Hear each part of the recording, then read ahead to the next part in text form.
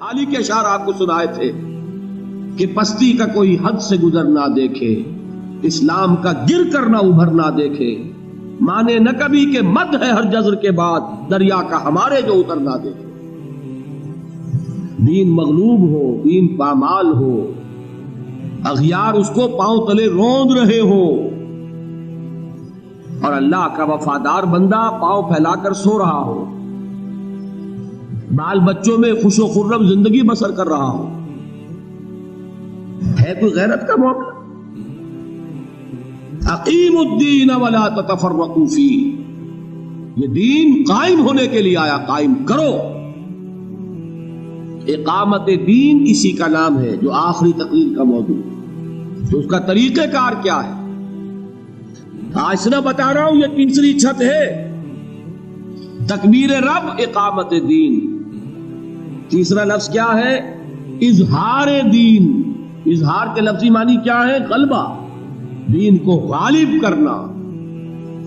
هو الذی ارسل رسولہ بالہدی ودین الحق لیظہرہ علی الدین کلہ ولو کرہ المشرکون۔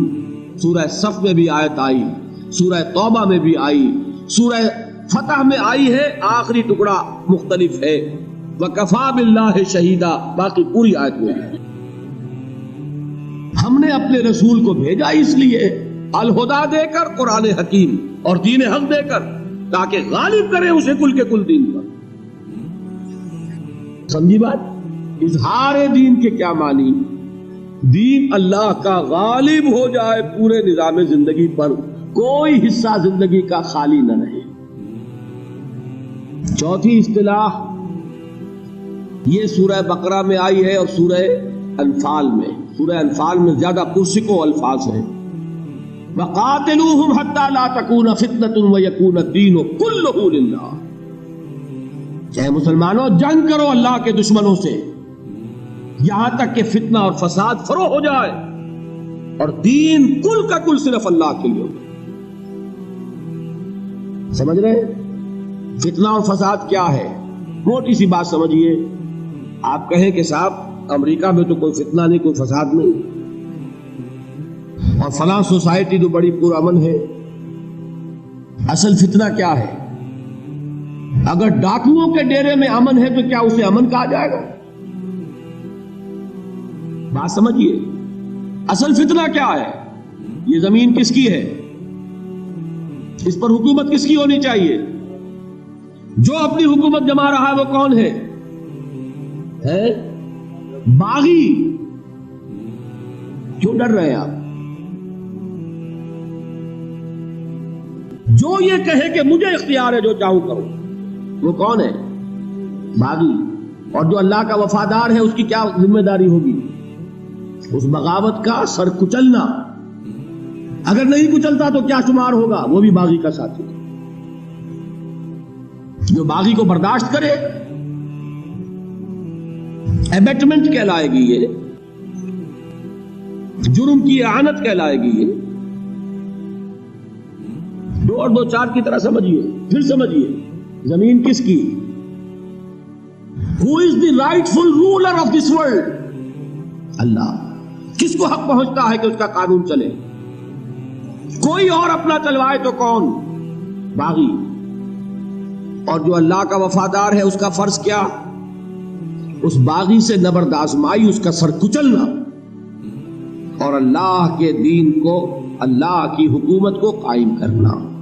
وَقَاتِلُوهُمْ حَتَّى لَا تَكُونَ فِتْنَةٌ وَيَكُونَ الدِّينُ كُلُّهُ لِلَّهِ۔ جنگ کرو ان سے یہاں تک کہ بغاوت، فتنہ، فساد ختم ہو جائے، قلع قبا ہو جائے، اور دین کل کا کل اللہ کے لیے۔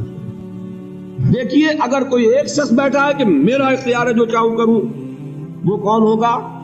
وہ فرعون ہے، نمرود ہے۔ تمام انسان مل کر کہیں ہماری مرضی ہے جو چاہے کرے، آپ اس کو نیلم پری کہتے ہیں، تو سمجھتا ہے یہ آزادی کی ہے نیلم پری، جمہوریت، پوری دنیا کی محبوبہ۔ اسلام کی نگاہ میں یہ بھی بغاوت۔ فرق کیا ہے؟ 2 ٹن گندگی تھی، کوئی ایک سر پر تھی، وہ سب میں تقسیم کر دی گئی، گندگی تو گندگی رہے گی۔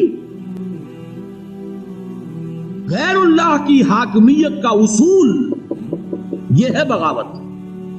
حاکم کو ان الحکم الا للہ، سروری زیبا فقط اس ذات بے ہمتا کو ہے، حکمراں ہے ایک وہی، باقی بتانے آزری.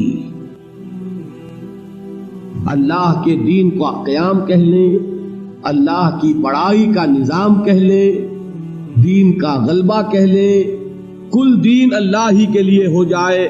اصطلاحات 4 ہیں، مفہوم 1 ہے. 5ویں اصطلاح حدیث میں آتی ہے. حضور سے پوچھا گیا، حضور کوئی جنگ کرتا ہے مال غنیمت کی خواہش میں، کوئی جنگ کرتا ہے اپنی بہادری کے مظاہرے کے لیے، کوئی جنگ کرتا ہے کسی قبائلی یا قومی عصبیت میں.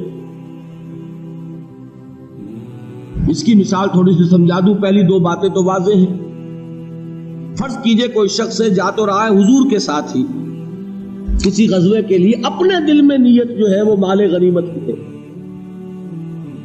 نیت تو انڈیویجول ہوتی ہے نا. کوئی شخص جا رہا ہے جنگ کے لیے، اپنے دل میں نیت صرف اپنی بہادری کا ذرا جوہر دکھانا ہے. اور کوئی شخص جا رہا ہے، یہ حمیت سے مراد کیا ہے کہ جو حضور کسی خاص قبیلے کے خلاف فوج کشی کر رہے ہیں، اس قبیلے سے آپ کی کوئی پرانی دشمنی ہے، اب آپ کے دل میں یہ ہے کہ اب موقع ملے گا دشمنی نکالنے کا.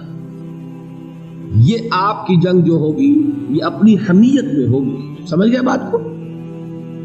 قومی حمیت، قبائلی حمیت. تو سوال کیا تھا کہ حضور ان میں سے مجاہد فی سبیل اللہ کون ہے؟ آپ نے فرمایا ان میں سے کوئی مجاہد فی سبیل اللہ نہیں ہے. مجاہد فی سبیل اللہ صرف وہ شخص ہے جو جنگ کرتا ہے صرف اس لیے لتکون کلمۃ اللہ ہی العلیٰ، کہ اللہ کی بات سب سے اونچی ہو جائے. اللہ کی بات کا اونچا ہو جانا، اسی کو آپ کہتے ہیں بول بالا کرنا. اللہ کا بول بالا کرنا، بات ایک ہی ہے. تو تکبیر رب کہہ لے، اقامت دین کہہ لے، اظہار و دین الحق علی الدین کلہ ہی کہہ لے، لتکون کلمۃ اللہ ہی العلیٰ کہہ لے، ویکون الدین کلہ للہ کہہ لے. مفہوم ایک ہی ہے. یہ بلند ترین چوٹی ہے دین کی. ان 2 میں ایک نسبت ہے، اس کو میں مثال سے واضح کر دوں. دیکھیے، ایک ہوتی ہے بیل، وہ زمین ہی پر پھیلتی ہے. کدو کی بیل، خربوزے کی بیل، ککڑی کی بیل کتنی پھیلے گی زمین پر، اوپر تو نہیں اٹھے گی نا. بیگوں میں پھیل جائے رہے گی زمین پر. ایک ہے وہ درخت جاتا ہے سیدھا اوپر. سمجھ رہے؟ اسی طریقے سے تبلیغ بھی 2 طرح کی ہے. ایک ہے خالص مذہبی تبلیغ، ایک ہے انقلابی تبلیغ. مذہبی تبلیغ کیا ہے؟ صرف عقیدہ پھیلا رہے ہیں، عبادات پھیلا رہے ہیں، نظام قائم کرنے کا خیال نہیں ہے. انقلابی تبلیغ کیا ہے؟ نظام کو بدلنا ہے. مذہبی تبلیغ کی سب سے بڑی مثال عیسائیت کی تبلیغ. انہیں کچھ اور کرنا ہے سوائے اس کے کہ عقیدہ ڈوگما ہے وہ پھیلا رہے ہیں، اور کچھ کرنا ہی نہیں. ان کے ہاں شریعت ہی ساقط کر دی تھی سینٹ پال نے. شریعت ہی نہیں، قانون ہی نہیں، نظام کہاں ہوگا جب قانون ہے نہیں؟ نافذ کسے کریں گے؟ وہ جو کہتے ہیں گنجی کیا نہائے کیا نچوڑے، ہے ہی نہیں، بحال ہی نہیں ہے. تو کس کو دھوئے گی، کس کو نچوڑے گی، کس کو سکھائے گی؟ ان کے پاس شریعت ہی نہیں. حضرت عیسیٰ تو یہ کہہ کر گئے تھے، اب بھی وہ الفاظ موجود ہیں سرمن آف دی ماؤنٹ کے شروع میں، don't think I have come to destroy the law. ہرگز یہ گمان نہ کرنا کہ میں شریعت موسوی کو ختم کرنے آیا ہوں. شریعت موسوی تم پر بھی لاگو رہے گی، لیکن سینٹ پال نے بیک جنبش قلم شریعت کو ساقط کر دیا. موجودہ عیسائیت حقیقت میں پالزم ہے، عیسائیت ہے ہی نہیں. اس پالزم میں شریعت نہیں ہے. شریعت نہیں تو نافذ کسے کریں؟ دیکھیے، فرض کیجئے اسلام میں شریعت نہ ہوتی تو پھر تو ایک اللہ اور رسول کا نام ہی پھیلانا تھا نا، اور تو ہمیں کچھ کرنا ہی نہیں تھا. یہاں سارا معاملہ کیا شریعت ہے، قانون ہے، نظام ہے. تو اللہ اس کے رسول کے نام کو پھیلاؤ، پیغام کو پہنچاؤ اور اللہ کے دین کو قائم کرو. وہ قائم کرنے کی مثال دنیاوی سطح پر آپ لیں گے. خالص مذہبی تبلیغ کی مثال عیسائیت کی تبلیغ، انقلابی تبلیغ کی مثال کمیونزم کی تبلیغ. کمیونسٹ بھی تبلیغ کرتا ہے کہ نہیں؟ لوگوں کو ہم خیال بناتا ہے کہ نہیں؟ کروڑوں اور اربوں ڈالر کا لٹریچر رشیا سے چھپ کر آتا ہے کہ نہیں؟ کیوں آتا؟ تبلیغ ہے نا. لیکن یہ تبلیغ کس لیے ہے؟